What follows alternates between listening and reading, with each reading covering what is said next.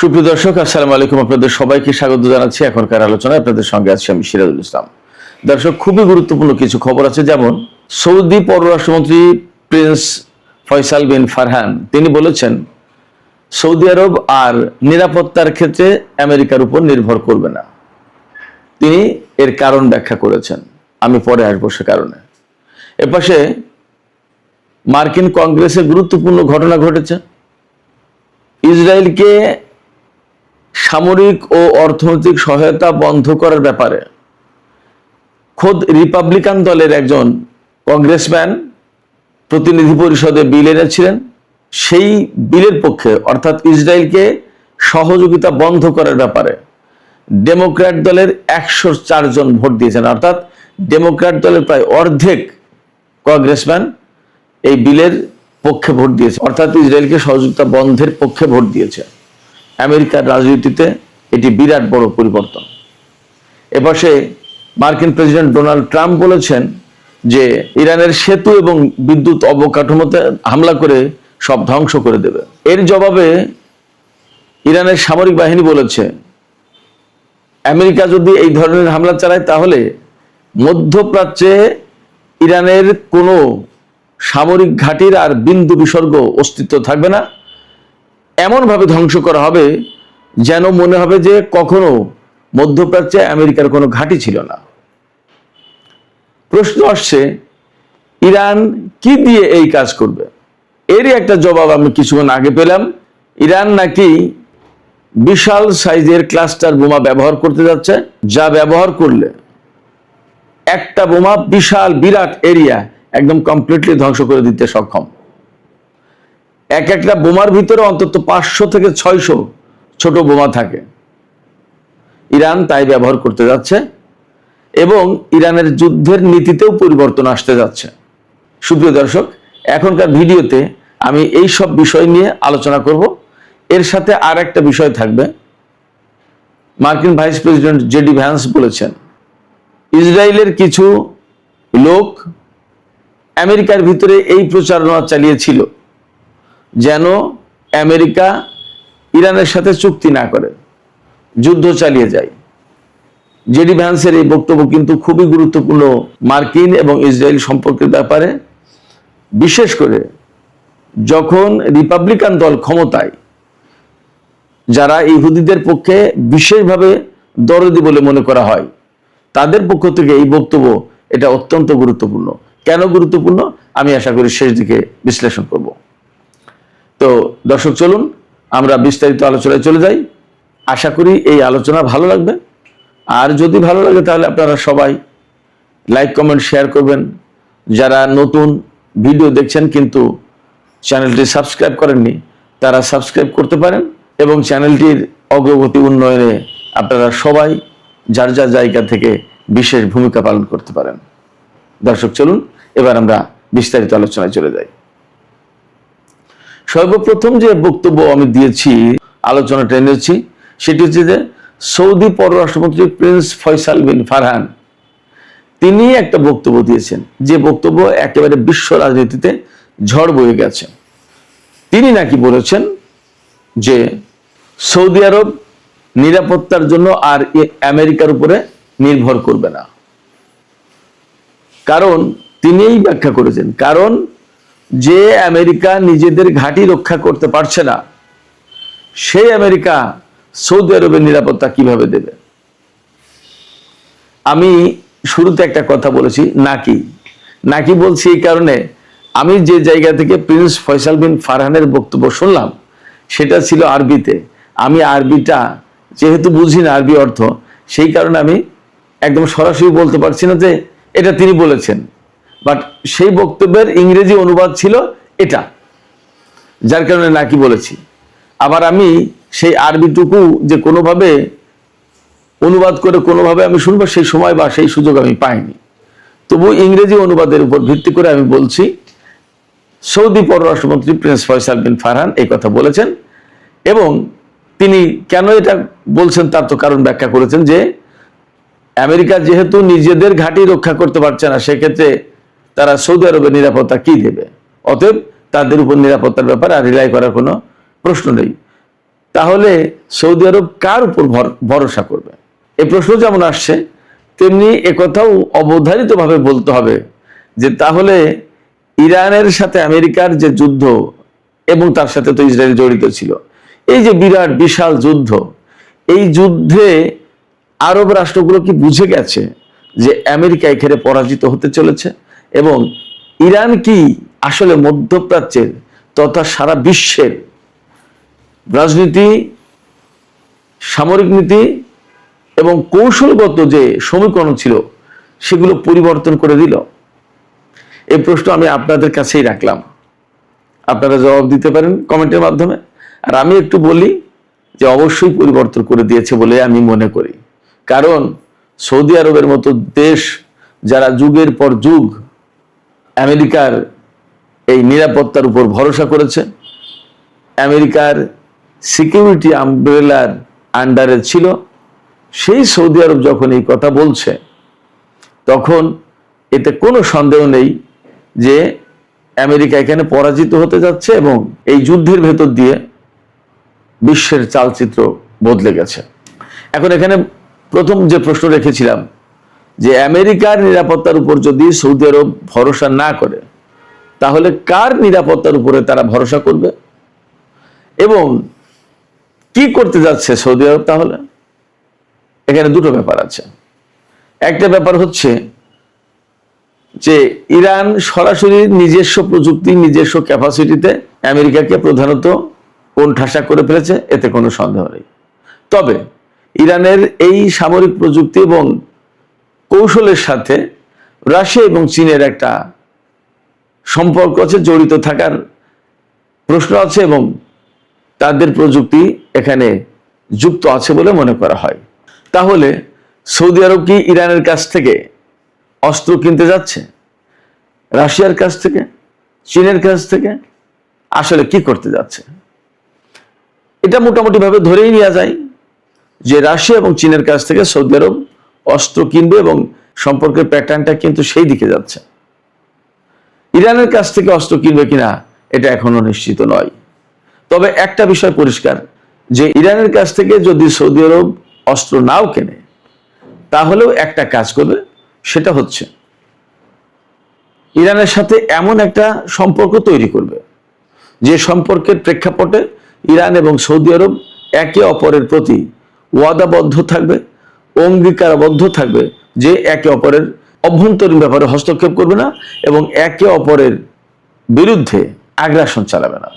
যখন সৌদি আরবের সাথে ইরানের এই রকমের চুক্তি থাকবে, তখন সৌদি আরব এবং ইরান নিরাপত্তার সাথেই যথেষ্ট নিশ্চিতভাবে যুদ্ধ বিগ্রহ ছাড়া বসবাস করতে পারবে। এবং দুই দেশ তো প্রায় প্রতিবেশী দেশ, পারস্য উপসাগরের এপার ওপার। সেক্ষেত্রে আমার মনে হয় যে সৌদি আরব এবং ইরানের ভেতরকার সম্পর্কে বিরাট পরিবর্তন আসতে যাচ্ছে, এবং এই পরিবর্তন বেসিক্যালি আমেরিকা এবং ইসরায়েল যে ইরানের উপরে হামলা চালিয়েছিল আর ইরান শক্তভাবে রুখে দাঁড়িয়েছে, এর প্রেক্ষাপটে এই পরিস্থিতি তৈরি হতে যাচ্ছে। এছাড়া আমরা আগেই যে সমস্ত আলোচনা করেছি তাও ঘটতে পারে। সেটা হচ্ছে পাকিস্তান, ইরান, তুরস্ক, সৌদি আরব, কাতার, এই সমস্ত দেশ সবাই মিলে একটা নিরাপত্তা বলয় গড়ে তুলতে পারে। যদিও ইয়েমেন নিয়ে সৌদি আরবের সাথে এখন টানাপোড়েন আছে, কিন্তু আঞ্চলিক বাস্তবতা সৌদি আরব আসলে অস্বীকার করতে পারবে না। ইয়েমেন নিয়ে যে টানাপোড়েন তৈরি হয়েছে এবং আমেরিকার সাথে ইরানের বর্তমান যে অবস্থা চলছে, তাতে মধ্যপ্রাচ্য কেন সারা বিশ্বের অর্থনীতি কলাপস করবে। ইরান নাকি ইয়েমেনের হুতিদেরকে সিগন্যাল দিয়েছে এবং ইয়েমেনের হুতিরা ঘোষণাও দিয়েছে। দুটো ব্যাপার, একটা হচ্ছে সৌদি আরব যদি ইয়েমেনের সাথে বড় রকমের যুদ্ধে চলে যায়, তাহলে ইয়েমেন বাব-আল মানদেব প্রণালী বন্ধ করে দিতে পারে, এটা একটা ব্যাপার। আরেকটা ব্যাপার হচ্ছে ইরান নাকি হুতিদেরকে সিগন্যাল দিয়েছে যে আমেরিকা যদি ইরানের বিদ্যুৎ এবং সেতু অবকাঠামোর উপরে হামলা চালায়, অর্থাৎ এই যে বেসামরিক অবকাঠামো এগুলোর উপর যদি হামলা চালায়, তাহলে হুতিদেরকে নাকি ইরান বলেছে সাথে সাথেই বাব-আল মানদেব যেন বন্ধ করে দেয়। বাব আল মানদেব প্রণালী বন্ধ করলে আর হরমুজ প্রণালীতে বন্ধ করতে পারবেই বা করেছে। ইরানের অনুমতি ছাড়া সেখান থেকে জাহাজ যাওয়ার কোনো পরিস্থিতি নেই। কোন কোন জাহাজ কোম্পানিকে নিরাপত্তা দিতে চেয়েছিল আমেরিকা, তারা প্রত্যাখ্যান করেছে, বলেছে যে তোমরা যে নিরাপত্তা দিচ্ছ, জাহাজ পার হতে যাচ্ছে আর ইরান হামলা চালাচ্ছে, দু একটা জাহাজ ডুবেও গেছে, অতএব তোমাদের নিরাপত্তার উপর ভরসা করি না। ফলে হরমুজ প্রণালীতে শেষ কথা ইরানি বলবে যা পরিস্থিতি আমরা দেখতে পাচ্ছি, তাতে হরমুজ প্রণালী এবং বাব আল মানদেব প্রণালী যখন বন্ধ হয়ে যাবে তখন বিশ্বের অর্থনীতি কোথায় থাকবে? বাব আল মানদেব প্রণালী বন্ধ করলে সংকটটা কিভাবে তৈরি হবে? সংকটটা তৈরি হবে এইভাবে, সৌদি আরব শুধুমাত্র হরমুজের উপর নির্ভর করে না, বেশ কিছু তেল লোহিত সাগরের মাধ্যমে পরিবহন করে, লোহিত সাগর দিয়ে এই বাব আল মানদেব প্রণালী দিয়ে চীন বা এশিয়া, পূর্ব এশিয়া, দক্ষিণ এশিয়া, এই সমস্ত জায়গায় তাদের বেশ কিছু তেল আসে এবং সেটা বেশ ভালো একটা অংশ। বাব আল মানদেব যদি বন্ধ করে দেওয়া হয় তাহলে এই তেলের পরিবহন বিরাট অংশে বন্ধ হয়ে যাবে। শুধুমাত্র ইউরোপ আমেরিকার দিকে যদি যায় কিছু যেতে হবে, বাব আল মানদেব প্রণালী ক্রস করে আরব সাগর, ভারত মহাসাগর এদিকে আসতে হবে না। তাহলে বাব আল মানদেব প্রণালী বন্ধ করার বিরাট গুরুত্ব আছে। শুধু তাই না, বাব আল মানদেব প্রণালী বন্ধ করে বাব আল মানদেব প্রণালী যে চৌকি দেবে ইয়েমেনের যোদ্ধারা বা সামরিক বাহিনী, তা তো না। লোহিত সাগরে জাহাজ চলাচল ভীষণভাবে অনিরাপদ হয়ে পড়বে তখন। ফলে ইয়েমেন, ইরান, লোহিত সাগর, হরমুজ প্রণালী, সৌদি আরব, আমেরিকার যুদ্ধ বিরাট নতুন এক বাস্তবতা তৈরি করেছে, নতুন এক সমীকরণ তৈরি করেছে এবং মধ্যপ্রাচ্য এবং সারা বিশ্বের যে ভূ রাজনীতি, কৌশলগত অবস্থান, অর্থনীতি এবং সামরিক নীতি, এ সমস্ত অনেক কিছু পরিবর্তন হতে যাচ্ছে। এবং সৌদি আরব যদি আমেরিকার নিরাপত্তা বলয় থেকে বেরিয়ে এসে ইরানের সাথে চুক্তি করে এবং রাশিয়া আর চীনের সাথে যদি অস্ত্র ব্যবসায় চলে যায়, অর্থাৎ তাদের কাছ থেকে যদি অস্ত্র কেনে, তাহলে পরিস্থিতি ভীষণভাবে পাল্টে যাবে। সুপ্রিয় দর্শক, এবার আমরা ইরান আমেরিকার হুমকি, পাল্টা হুমকি নিয়ে একটু কথা বলি। মার্কিন প্রেসিডেন্ট ডোনাল্ড ট্রাম্প বলেছেন, আগামী এক সপ্তাহের ভেতরে যদি ইরান চুক্তি না করে, আমেরিকার কথা মতো যদি চুক্তি না করে, তাহলে ইরানের সেতু এবং বিদ্যুৎ অবকাঠামো, অর্থাৎ বেসামরিক অবকাঠামো ধ্বংস করে দেবে। ইরান এখানে বলেছে আমেরিকা যদি এই রকমের হামলা চালায়, তাহলে ইরান যা করবে তা হচ্ছে মধ্যপ্রাচ্যে মার্কিন ঘাঁটিগুলোতে এমনভাবে হামলা চালাবে যে হামলার কারণে আমেরিকার ঘাঁটির আর যে সামান্য অস্তিত্ব এখন আছে এর কিছু থাকবে না। ইরানের সামরিক বাহিনীর পক্ষ থেকে এইভাবে বলা হয়েছে যে মার্কিন সামরিক ঘাঁটিগুলোতে বা মার্কিন সামরিক অবস্থানে এমনভাবে হামলা করা হবে যে মনে হবে যেন এখানে কখনো কোনোদিন আমেরিকার কোনো নাম নিশানা, কোনো ঘাঁটি কিছু ছিল না, অর্থাৎ টোটালি অস্তিত্ব মুছে দেওয়া হবে। এই জায়গায় অনেকে সন্দেহ করছিলেন বা আমিও মনে করছিলাম যে ইরান আসলে কি দিয়ে কি করবে। ইরানের হাতে ব্যালিস্টিক ক্ষেপণাস্ত্র আছে, হাইপারসনিক ক্ষেপণাস্ত্র আছে, ড্রোন আছে এবং এরই মধ্যে গত দীর্ঘ যুদ্ধে আমেরিকার ঘাঁটি অনেকগুলো কিন্তু প্রায় ধ্বংসস্তূপে পরিণত হয়েছে, অনেকগুলো একদম ক্ষতিগ্রস্ত হয়েছে, ব্যাপকভাবে ধ্বংস হয়ে গেছে। যে যা যেটুকু আছে সেগুলোকে ধ্বংস করার জন্য এই যে অস্ত্রগুলোর কথা বললাম, ব্যালিস্টিক ক্ষেপণাস্ত্র, হাইপারসনিক ক্ষেপণাস্ত্র, ড্রোন বা ইরানের বিমান, এর পাশাপাশি নতুন করে যুক্ত হতে যাচ্ছে বিশাল বড় আকারের ক্লাস্টার বোমা। এই বোমা ইরান পরীক্ষা করতে যাচ্ছে অথবা ব্যবহার করতে যাচ্ছে। খবরটা এরকম বলা হচ্ছে, পরীক্ষা করতে যাচ্ছে। তা পরীক্ষা মানে এই ব্যবহার করতে যাচ্ছে। এক একটা ক্লাস্টার বোমায় কতগুলো ছোট ছোট বোমা থাকতে পারে? 20-50টা থেকে শুরু করে 500-600 পর্যন্ত। ইরানের যে ক্লাস্টার বোমা ব্যবহার করতে যাচ্ছে তাতে সম্ভবত এইরকম 400-500-600 বোমা থাকবে, এইরকমই মোটামুটি একটা ধারণা আমি পেলাম। এখন এক একটা ক্লাস্টার বোমা যদি এইরকম একটা বোমা মারা হয়, তাহলে বিরাট বিশাল এরিয়া একেবারে কমপ্লিটলি ধ্বংস হয়ে যেতে পারে। আপনি চিন্তা করেন, একটা বোমা থেকে 600 বোমা বের হবে। এক একটা বোমার ওজন যদি 20 কেজি করেও হয়, তাহলেও 600 বোমার ওজন কত? আমি কথার কথা বললাম, 20 কেজির বেশি হবে এক একটা বোমার ওজন। এখানে আরেকটা তথ্য দিয়ে রাখি, এই ক্লাস্টার বোমা কিন্তু আন্তর্জাতিক আইনে নিষিদ্ধ, কিন্তু সেই আইনে সই করেনি আমেরিকা, ইসরায়েল এবং ইরান। ইরানও সই করেনি। ইরানের বক্তব্য আমেরিকা এবং ইসরায়েল সই না করলে তারাও করবে না। অর্থাৎ আমেরিকা এবং ইসরায়েল ক্লাস্টার বোমা ব্যবহার করবে, ওই আইনে সই করলে তো আইনের বাধ্যবাধকতা চলে আসবে। সেই জন্য ওই আইনে সই করেনি, ওই চুক্তিতে সই করেনি আমেরিকা এবং ইসরায়েল। ইরানের বক্তব্য হচ্ছে যে আমেরিকা এবং ইসরায়েল এই ধরনের বোমা ব্যবহার করবে আর আমরা পুরো পুরো মার খাবো, আমরাও করবো না, ওরা যতক্ষণ পর্যন্ত না করবে। ফলে আমেরিকা এবং ইসরায়েল এই সমস্ত ক্লাস্টার বোমা ব্যবহার করেছে এর আগে, বা যদি করে ইরানও করতে পারবে, আইনে ইরান ধরা খাবে না। ফলে যুদ্ধ অন্য রকমের গতি পেতে যাচ্ছে, যুদ্ধ অন্য রকমের মোড় নেবে বলে মনে করা হচ্ছে। এবং ইরান যদি ক্লাস্টার বোমা ব্যবহার করে তাহলে সত্যি সত্যি যুদ্ধের পরিস্থিতি পাল্টে যাওয়ার সম্ভাবনা রয়েছে। এই জায়গায় এই ক্লাস্টার বোমা ব্যবহার করলে আরো যা ঘটবে সেটা হচ্ছে, এতদিন মোটামুটি আমরা ইরানের যুদ্ধের একটা নীতি দেখে এসেছি। ইরান কিন্তু যুদ্ধে মানুষ মারার দিকে নজর দেয়নি বেশি। ইরান নজর দিয়েছে যে বিষয়ে, সেটা হচ্ছে আমেরিকার সামরিক ঘাঁটি স্থাপনা এগুলো ধ্বংস করার দিকে, আমেরিকার সামরিক সরঞ্জাম, অস্ত্র, বিমান এই সমস্ত ধ্বংস করার দিকে, আমেরিকার রাডার, আর্লি ওয়ার্নিং সিস্টেম, তারপরে ইলেকট্রনিক ওয়ারফেয়ার সিস্টেম, এরকম বিভিন্ন সিস্টেম ধ্বংস করার দিকে। কিন্তু ক্লাস্টার বোমা যদি ব্যবহার করে তাহলে এমনিই তো মার্কিন ঘাঁটি অনেকগুলো ধ্বংস হয়ে গেছে, সেক্ষেত্রে সেনাদেরকে অনেকটা অনিরাপত্তার ভেতর দিয়েই থাকতে হচ্ছে। এরপরে যদি ক্লাস্টার বোমা ব্যবহার করে তাহলে বিপুল সংখ্যক মার্কিন সেনা এবং অন্যান্য লোকজন মারা যাওয়ার সম্ভাবনা থাকবে, আশঙ্কা থাকবে। এই জায়গা থেকেও বলা যায় যে যুদ্ধের নতুন মোড় নিতে যাচ্ছে, যুদ্ধের আমরা নতুন মোড় দেখতে যাচ্ছি। সুপ্রিয় দর্শক, এবার আমরা একটু আমেরিকা ইসরায়েল সম্পর্কে কথা বলি। আমেরিকা এবং ইসরায়েল সম্পর্কে যে সমস্ত ঘটনা ঘটেছে তার ভিতরে খুবই গুরুত্বপূর্ণ একটা ঘটনা হচ্ছে, আমেরিকার কংগ্রেসের প্রতিনিধি পরিষদে ক্ষমতাসীন অর্থাৎ ডোনাল্ড ট্রাম্পের যে দল, রিপাবলিকান দল, এই দলের একজন প্রতিনিধি পরিষদ সদস্য, কংগ্রেসম্যান মেসি থমাস, তিনি একটা বিল এনেছেন। তিনি বিল এনেছেন যে ইসরায়েলকে এইভাবে বিনা বাক্য ব্যয়ে এত বিপুল অঙ্কের সামরিক এবং অর্থনৈতিক সহযোগিতা দেওয়া যাবে না, দরকার নেই, বন্ধ করে দিতে হবে। এটা মার্কিন ইতিহাসে বিরাট ব্যাপার। যদিও বিলটা পাশ হতে পারেনি, কিন্তু আমেরিকার ইতিহাসে এটা বিরাট ব্যাপার যে আমেরিকার কংগ্রেসে ইসরায়েলকে সাহায্য সহযোগিতা বন্ধ করার ব্যাপারে আলোচনা হচ্ছে এবং ভোটাভুটি হচ্ছে। ইতিহাস বদলে গেল তো। এবং তাও কোন দলের কংগ্রেসম্যান এই বিল এনেছেন? যে দল ক্ষমতাসীন, রিপাবলিকান দল, ডোনাল্ড ট্রাম্পের দল।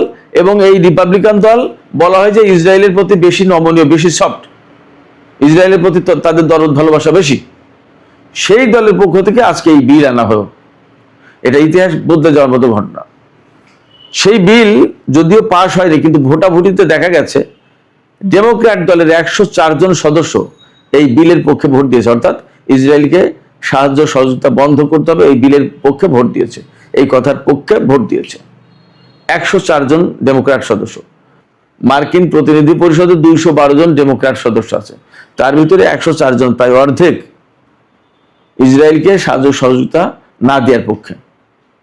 আর রিপাবলিকান দলের সবাই চোখ বন্ধ করে বিলের বিরুদ্ধে ভোট দিয়েছে। যদিও রিপাবলিকান দলের সদস্য এই বিল এনেছিলেন, কিন্তু তিনি শুধুমাত্র এই বিলের পক্ষে ভোট দিয়েছেন, আর রিপাবলিকান দলের কেউ বিলের পক্ষে ভোট দেননি। তার মানে বিলটা আলটিমেটলি পাস হয়নি। আর 10 জন সদস্য ভোটদানে বিরত ছিল, তারা হ্যাঁও বলেনি, নাও বলেনি। আর 7 জন প্রতিনিধি পরিষদ সদস্য ভোটাভুটির সময় অনুপস্থিত ছিলেন। তো যাই হোক, যে ঘটনা ঘটলো এটা কিন্তু আমেরিকার রাজনীতিতে বড় পরিবর্তনের ইঙ্গিত দিচ্ছে। যেখানে ডেমোক্র্যাট এবং রিপাবলিকান সব দল সবসময় ইসরায়েলের পক্ষে ছিল এবং ইসরায়েলকে সাহায্য সহযোগিতা দেওয়ার পক্ষে ছিল, সেইখানে ডেমোক্র্যাট দলের অর্ধেক সদস্য যদি এই ইসরায়েলকে সাহায্য সহযোগিতা দেওয়ার বিরোধিতা করে, তার মানে আমেরিকায় এবং ভবিষ্যৎ রাজনীতিতে অনেক বড় পরিবর্তন আসতে যাচ্ছে বলে মনে করা হচ্ছে। এই পরিবর্তনটা প্রধানত দুটো জায়গা থেকে ঘটেছে। একটা হচ্ছে গাজা যুদ্ধে ইসরায়েল যেভাবে মানুষ হত্যা করেছে, এই জায়গায় ডেমোক্র্যাটরা বিষয়টাকে পছন্দ করেনি, এটা গেল এক। আর দুই হচ্ছে ইরানের সাথে আমেরিকা ইসরায়েলের যে যুদ্ধ, রিপাবলিকান দলের নেতানিয়াহুর, ডোনাল্ড ট্রাম্পের, তাদের উদ্যোগে যে যুদ্ধটা শুরু হয়েছে, এই যুদ্ধে আমেরিকার বিপুল পরিমাণে আর্থিক ক্ষতি হয়েছে, সামরিক ক্ষতি হয়েছে এবং সারা বিশ্বে আমেরিকার মোড়লিপনা ধ্বংস হয়েছে। এই জায়গায় নেতানিয়াহুর কথা শুনে ডোনাল্ড ট্রাম্প এই যুদ্ধ করতে গিয়ে এই বিরাট ক্ষতির মুখে। সেই কারণে ডেমোক্র্যাটরা আসলে ক্ষেপে গেছে যে এই নেতানিয়াহু, ইসরায়েল এবং রিপাবলিকান দল আমেরিকাকে ধ্বংস করে দিল। আমেরিকার প্রভাব প্রতিপত্তি সারা বিশ্বে ধরে দেখা যাবে না। অতএব এদের বিরুদ্ধে অবস্থান নিতে হবে। এবং মার্কিন তরুণ ভোটার যারা নতুন প্রজন্মের মানুষ, তারা কিন্তু ইসরায়েল, তারপরে এই যে যুদ্ধটা, এগুলো কোনোটা পছন্দ করছে না বেশি। তাদের বক্তব্য হচ্ছে যে মানবতা, মানুষ, সবাই তো মানুষ, এইরকম একটা ফিলিংস কিন্তু তাদের ভেতরে তৈরি হয়েছে। এবং আমরা এটাও দেখতে পাচ্ছি যে আমেরিকায় কিন্তু ইহুদি বিদ্বেষ প্রচন্ডভাবে বেড়েছে। অন দ্য আদার হ্যান্ড ফিলিস্তিনিদের প্রতি কিন্তু তাদের সমর্থন বেড়েছে। আমেরিকার রাজনীতিতে বিরাট বড় পরিবর্তন। এইরকম একটা প্রেক্ষাপটে মার্কিন রাজনীতি যখন ইসরায়েল, ইরান, আমেরিকা, বর্তমান যুদ্ধ, এই সমস্ত নিয়ে তোলপাড় করছে, তখন জেডি ভ্যান্স এক পডকাস্টে, একটা অনুষ্ঠানে, সাক্ষাৎকারমূলক অনুষ্ঠান, তাতে বক্তব্য দিয়েছেন এবং তাতে বলেছেন যে ইসরায়েল এবং আমেরিকা যখন ইরানের সাথে যুদ্ধ করল, 40 দিন যুদ্ধ করার পর যে চুক্তি করতে যাচ্ছিল, সেই চুক্তির বিরোধিতা করার জন্য ইসরায়েলের কিছু লোক আমেরিকার রাজনীতিবিদদের ভিতরে প্রচারণা চালিয়েছে। এবং কে বলছেন? মার্কিন ভাইস প্রেসিডেন্ট জেডি ভ্যান্স, যিনি আগামী প্রেসিডেন্ট নির্বাচনে আমেরিকায় রিপাবলিকান দলের পক্ষ থেকে প্রেসিডেন্ট পদে প্রার্থী হবেন বলে ধারণা করা হচ্ছে, তিনি বলছেন। তার মানে ইসরায়েলের বিরুদ্ধে অবস্থান। এটাও একটা গুরুত্বপূর্ণ ব্যাপার। খোদ রিপাবলিকান দলের ভেতরে যিনি ভাইস প্রেসিডেন্ট, পরবর্তীতে প্রেসিডেন্ট হবেন বলে ধারণা করা হয়, তিনি এই কথা বলছেন। তার মানে কি? জেডি ভ্যান্সও বেসিক্যালি ইসরায়েলের বিরুদ্ধে অবস্থান নিলেন, এটা পরিষ্কার। এবং আরেকটা খবর আমি আপনাদেরকে দিই, নেতানিয়াহু আমেরিকা সফরে যাবেন। বিভিন্ন জায়গায় খবরে বলা হচ্ছে ডোনাল্ড ট্রাম্পের সাথে তার মিটিং হওয়ার সম্ভাবনা কম। নেতানিয়াহু ডোনাল্ড ট্রাম্পের সাথে মিটিং করতে চেয়েছেন, কিন্তু ডোনাল্ড ট্রাম্প সম্ভবত মিটিং করবে না, এইরকম কথা এখনো পর্যন্ত। ডোনাল্ড ট্রাম্পের পক্ষ থেকে বা হোয়াইট হাউসের পক্ষ থেকে বলা হয়েছে যে নেতানিয়াহুর সাথে বৈঠকের কোনো পরিকল্পনা ট্রাম্পের নেই। তাহলে কার্যত আমেরিকার ভেতরে ইসরায়েলের ব্যাপারে কি একটা বড় পরিবর্তন আসতে যাচ্ছে? অথচ 1967 সালে আরব ইসরায়েল যুদ্ধের পর আমেরিকা একেবারে অন্ধভাবে ইসরায়েলকে সমর্থন করা শুরু করেছিল এবং তার এত বছর ধরে, এত যুগ ধরে যে নীতি অনুসরণ করে আসে, তা হলো এই যে ইসরায়েল হচ্ছে মধ্যপ্রাচ্যে আমেরিকার প্রধান স্বার্থ দেখাশোনাকারী দেশ। এবং এই কারণে আমেরিকা ইসরায়েলকে সব ধরনের সামরিক, অর্থনৈতিক, রাজনৈতিক সব ধরনের সহযোগিতা দেয়, কূটনৈতিক। এবং ইসরায়েলের বিরুদ্ধে আজ পর্যন্ত জাতিসংঘ নিরাপত্তা পরিষদে আমেরিকা একটা বিলও পাশ হতে দেয়নি, ভেটো দিয়েছে। সেই আমেরিকার ভিতরে যখন এইরকম একটা অবস্থা, তখন মনে করা হচ্ছে যে একটা বড় পরিবর্তন আসলেই মধ্যপ্রাচ্যে আন্তর্জাতিক রাজনীতিতে আসতে যাচ্ছে, যেখানে ইসরায়েলের অবস্থান আসলে কি হবে তা নিয়ে ভাবার যথেষ্ট সুযোগ রয়েছে এবং কারণ রয়েছে, প্রয়োজনও আছে। সুপ্রিয় দর্শক, এখনকার আলোচনা এখানে শেষ করব। আলোচনা শেষের আগে আমি আপনাদের কাছে জানতে চাই, আপনাদের মতামত নিতে চাই, আসলে আপনারা কি মনে করছেন বিশ্ব রাজনীতিতে ইসরায়েল কি আরো কোণঠাসা হতে যাচ্ছে? এবং আমেরিকা যদি ইরানের উপরে বেসামরিক অবকাঠামোতে হামলা চালায়, তাহলে আসলে ইরান কি মধ্যপ্রাচ্যের বা যুদ্ধের গতি প্রকৃতি ভীষণভাবে বদলে দেবে কিনা? আরো একটা প্রশ্ন আছে, আপনারা যে কয়টার জবাব বা কমেন্ট দিতে চান। সৌদি আরব যে কথা বলছে, তাতে কি মনে হচ্ছে আসলে সৌদি আরবের অবস্থান বদলে যাচ্ছে? আপনাদের মতামত জানিয়ে কমেন্টে লিখবেন। আর ভিডিও ভালো লাগলে আবার বলি, লাইক, কমেন্ট, শেয়ার করবেন।